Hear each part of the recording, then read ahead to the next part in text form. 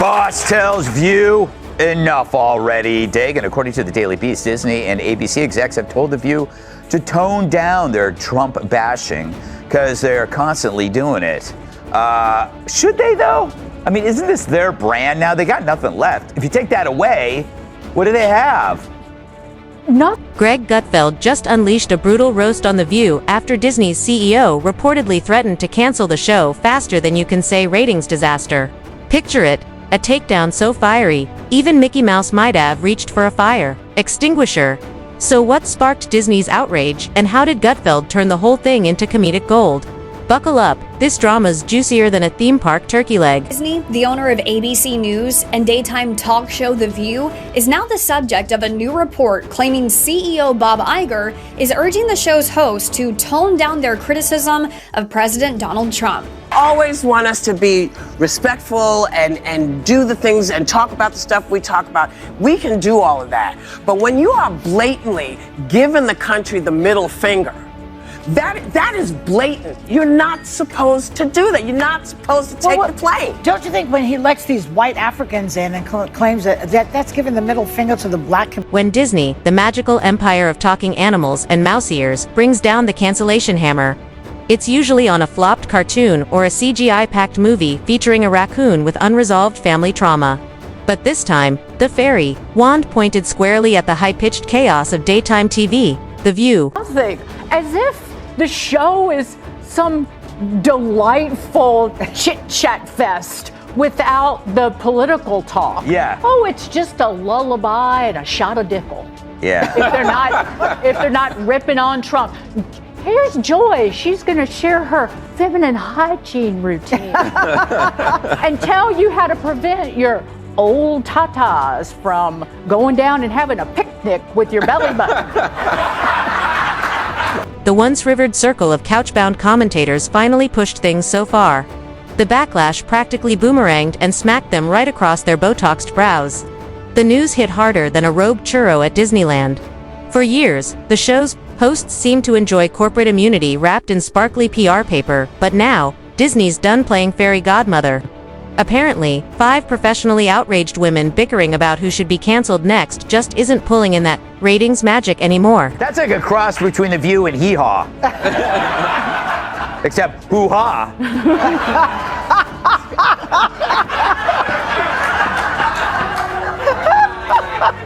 Wow, that is pretty good, isn't it? It's hee-haw meets hoo-ha. I don't know. Michelle, you okay, Michelle? At least somebody got it, even when I was thinking, I go, does that make any sense? Yes, it made perfect sense. Who would have guessed that a daily squabble fest over teacups wasn't the crown jewel of a multi-billion-dollar media empire? Right on cue, in strolls Greg Gutfeld, Fox News' resident jester, whose entire career feels like a net roast, delivered with the precision of a Gordon Ramsay meltdown, minus the kitchen, plus extra sarcasm. Gutfeld took one look at Disney's thinly veiled threat and treated it like an open invitation to incinerate The View, a Hindenburg of daytime TV, bloated, flaming, and full of hot air. And this is what they did on the Qatar jet, or Qatar jet. The United States has accepted the plane. Is going to He has accepted the plane. The United States has not accepted the plane. He representing the He's not representing us. He's the government. Why does he want it, do you think? Because he's the king? He wants to go around the world like the king? It goes to him and his presidential library, so it becomes his plane. But we all know that that's BS, okay? He's not giving that to his presidential library. He's going to take it, he's going to fly and use it. But he's not supposed to have it. I got the Constitution right here. He's not supposed to have the plane, okay? All right, my point, Michelle. If you take that away from them, I don't know what they do. Yeah. Like, it's like what Dagan said, there isn't anything else. Of course, he didn't need to say it outright. The brilliance of Gutfeld's mockery lies in implication, inference, and side-eye so scorching it should come with a SPF warning. He wrapped the moment in glittering disdain, peeling back the curtain on a show that long ago stopped pretending to be anything other than a televised group chat with delusions of significance. Let's be honest, The View has always billed itself as the voice of women as long as those women think alike, hate the right politicians, and adore the sound of their own moral superiority echoing through the ABC soundstage. Watching The View is like being trapped in a therapy session where no one listens, everyone talks over each other, and the therapists quit halfway through to film a Bravo pilot. So what finally rattled the House of Mouse? After years of enabling the show's slide into a smug echo chamber of reheated Twitter takes and secondhand outrage, Disney execs had a light bulb moment. Screaming doesn't equal substance. Ratings weren't just slipping, they were plummeting, faster than the plot logic in Marvel Phase 4. When your core audience consists of people who forget to turn the TV off after morning cartoons, you've got a problem. I love what you said about wanting to entertain audiences. Critics saying Disney's too woke, but you're just putting out storytelling. We are. Look, I don't really like the term woke because I think it's an umbrella term that I'm not 100% sure I even know what it means, and one could argue that sometimes it's used too liberally. That said, our primary purpose is to entertain, and where we can entertain responsibly, obviously we try to do that. We try to have a positive impact on the world, but the first thing we need to do is entertain. Gutfeld, never one to miss a swing at flailing liberal media, pounced. He painted The View as the Roman Colosseum of daytime TV, except instead of gladiators, it's overpaid hosts tossing passive-aggressive jabs and Instagram quotes at one another, and instead of roaring crowds, there's a polite coughing sound from a nation quietly dying of secondhand embarrassment. He didn't stop at the format. Gutfeld took a sarcasm-fueled wrecking ball to the cast itself.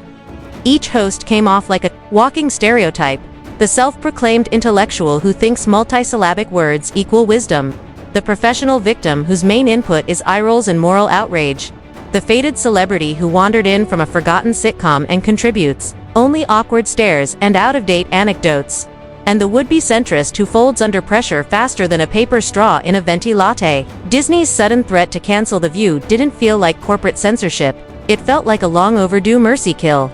Even the execs who greenlit Pirates of the Caribbean 6 could see the writing on the wall, and in that delicate moment of crisis, Gutfeld walked in like the ghost of common sense past, there to remind us all that sometimes, mockery really is the sincerest form of quality control. What it reminds me of, Joey, is that it's like, it is a microcosm of the Democrat Party. If you look at The View, it's tightly wound and miserable, largely female, hallucinating and angry. Sausage maker Johnsonville is recalling more than 42,000 pounds of pork sausage for possible contamination with plastic fibers.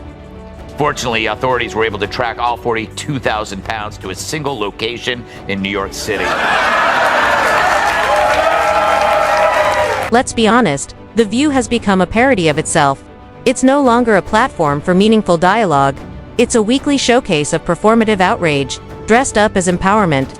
Every episode plays like a masterclass in how not to have a conversation, like watching 5 Yelp reviews argue about politics while forgetting the name of the restaurant, as Gutfeld roasted from a distance. You could almost hear the PR gears grinding at ABC, desperate to spin the situation. But this time, even Mickey Mouse was side-eyeing the morning slot. You can only cover a ratings cliff with Pixie dust for so long before someone grabs a telescope and sees the drop. But The View isn't just a show, it's a brand. One that once imagined itself as a force shaping national conversations. Now, it barely shapes lunch break chatter. The same recycled talking points, delivered with the enthusiasm of a tax audit, the same artificial debates, neatly timed to fit commercial breaks, like speed dating with outrage. Gutfeld didn't just mock the show, he dissected it live. He held up a mirror and highlighted the smudges, irrelevance, hypocrisy, and delusion streaked across its reflection. In doing so, he gave voice to what most people were already thinking but too polite to say. The View is less a talk show and more a self-sustaining feedback loop of exhausted outrage. And the irony. A panel obsessed with holding others accountable can't manage a moment of introspection. Every episode feels less like a conversation and more like a contest to see who can play the victim loudest. A circus of contradictions funded by the very media empire now debating whether to pull the plug. It's about The View. It's become like a medical hospital that displays human misfailure. Like it's like here, let's look at this political oddity. You know, it's like it really is like the left-wing equivalent of a carnival sideshow, except instead of bearded ladies and fat clowns and two-headed cows. Well, let me rephrase that. But The View is a victim of the sunk cost. Let's not pretend this is about politics, it's about performance. The View doesn't inform, it emotes, it doesn't debate, it declares. It's not a news panel, It's a midday seance, where facts get buried and feelings steal the spotlight. Gutfeld didn't need to exaggerate a thing. The absurdity speaks for itself. That's what made his mockery land with surgical precision. It required almost no effort. A glance, a raised eyebrow, and boom, roasted. Because when a show becomes so predictably absurd, simply describing, it feels like satire. And then there's the elephant in the studio, the ratings. Declining faster than a TikTok trend post-scandal. In an age where audiences have endless options, people are choosing anything else. It's hard to compete with streaming platforms, podcasts, or even staring at a blank wall when your format is still stuck in 2009. Meanwhile, Gutfeld's humor-first commentary keeps drawing viewers who are allergic to sanctimony. There's a lesson there. People want wit, not whining. Smart, not smug. They want sharp takes, not shrill lectures that feel like being trapped in a group chat no one asked to join. Yet the View marches on. Blissfully unaware, it has become the very caricature it once mocked, a bloated panel of overtalkers, each trying to outrage the other, convinced their opinions are moral compasses for the nation. Except now the compass is spinning, the map is outdated, and the audience has wandered off. How can you now speak the truth and when for years you've been telling lie after lie after lie? Now you're carrying this big bag of rocks around you because it's too harmful for their ego to admit that we really were dishonest. And they could be honest. All they would have to say is, look, we hate Trump so much. We were willing to lie about Joe Biden because we felt he was preferable. We thought our lying and our cover-up was on your behalf. Just say that. You're still scum, but at least you're honest scum. Asterisk as Disney weighs its options. The View dangles by a thread that's been fraying for years, and Greg Gutfeld. He's just the guy holding the scissors, grinning. Reminding everyone that the Emperor's new clothes are stitched entirely from recycled HASHTAGS. In the end, the most savage roast wasn't a punchline, it was a spotlight, one that exposed the rotting foundation of a show too proud to pivot and too confused to evolve. The View isn't controversial anymore, it's comical. And Gutfeld proved that sometimes, all it takes to topple a paper tiger is a joke and the patience to let it collapse under its own weight. So if this is the final season, let it be remembered not as a cultural force, but as a cautionary tale, a warning of what happens when smugness replaces substance, and groupthink parades as insight. Somewhere, in a Fox News studio, Greg Gutfeld is probably raising a glass, not in triumph but in disbelief that it took Disney this long to catch on. Because in the end, it wasn't just a roast, it was a requiem, not for television, but for a show that believed volume equals value, and outrage equals intelligence. And as the credits roll, the silence might just be the View's most insightful moment yet.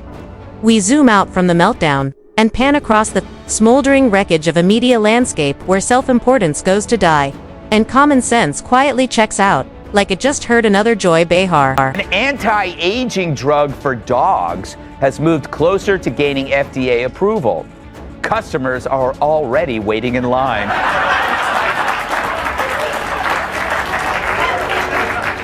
No, it's nothing personal. We just saved money using the same picture 3 times. The threat to cancel The View wasn't just some rogue internal memo, it was the media equivalent of a meteor barreling toward a nest of dinosaurs. And yes, The View is the screechiest velociraptor in the pen. Because here's the thing, The View isn't an outlier, it's the poster child for a genre that mistakes groupthink for bravery, sanctimony for compelling television, and shouting louder than everyone else for moral authority. This is the same media ecosystem where credibility is earned by how offended you look when someone says free speech. And every disagreement is treated like the moral sequel to World War II. Spoiler alert, it's not. What we're seeing with The View is just the first sneeze before the media's full-blown existential flu sets in. Legacy liberal outlets have been stumbling toward irrelevance for years, all while clutching their pearls and calling it progress. But eventually, even the loudest echo chamber collapses, especially when no one outside the chamber is listening. Audiences are done being lectured by millionaire hosts cosplaying as oppressed activists, especially when their idea of courage is agreeing with each other, just in slightly different tones. Jackal, if you hate Kamala's cackle, according to The View's moo-moo-wearing mascot, Joy Behar, men are sexist if they're not a fan of Kamala's laugh, or funny women in general, especially if they're in bed. Roll it. What really ticks me off about him, though, is this laughing Kamala remark. It's such a sexist remark because a guy I was with over the weekend, a friend of mine, they said Kamala's laugh annoys me. Remember they said that about Hillary's laugh, that she was cackling. And men, you know, they don't like a funny woman. We're afraid if you laugh or you make a joke, that maybe you'll do that when they're in bed with you. Oh my Joy Behar in bed? Ooh. I thought cows slept standing up. And the numbers don't lie. Ratings have been nosediving like The View just realized the teleprompter died mid-sentence. Viewers are tuning out of shows that offer all the nuance of a brick through a stained glass window. Because here's the truth. People can smell pandering a mile away, and it stinks worse than a Whoopi Goldberg hot take on a Monday morning. Meanwhile, across the media battlefield, Greg Gutfeld is laughing his way up the ratings chart. Not because he's reinventing the wheel, but because he remembered that the wheel works. Humor, satire, and brace yourself actually reflecting what audiences are thinking instead of scolding them for it, apparently revolutionary. And here's where it gets poetic. The same liberal media that once strutted around SXE smug in its cultural dominance is now practically begging viewers not to change the channel, even as it hemorrhages credibility. For years, they wielded cancel culture like a one-way weapon. Oops. Turns out, when the corporate suits start swinging it back at you, it hits differently, doesn't it? Which brings us to the final chapter of this reality TV gone wrong saga, the impending fate of The View. Let's break from the normal chatter, right? Did you notice how the audience they couldn't tell the difference? Because generally it is a screaming match, and so you have the audience basically joining in. That stuff, it has a reverse effect. Like, it's making me more militant in my adherence to fossil fuels and to red meat. It's like I see that, I go, well, I'm gonna just start eating a raw ribeye while driving a tractor trailer up a mountain of coal. Just like this, the whole time. I'm not stopping, I'm coming for you, View. But you're right. It's all, it's actually not right versus left. That's left versus left. Disney's threat may not be final yet, but it's a giant red flare. Even the most insulated fortresses of ideological fluff are not immune to extinction. The show now has two options. One, a complete reinvention, which, let's be honest, would require each co-host to develop a shred of and that's definitely not covered by their benefits package. Or two, slow irrelevance, the kind of fade-out usually reserved for TikTok trends your mom just discovered. What else is left? They've exhausted the moral outrage playbook. They've tried faux intellectual armchair activism. They've rebranded yelling as dialogue. But in the end, all that's left is the yelling, the increasingly desperate, rating, s-chasing, arm-flailing chaos of a show that once believed it was untouchable. But hey, maybe if they scream loud enough, they'll convince someone they're still relevant, or at the very least, drown out the sound of their audience quietly slipping away.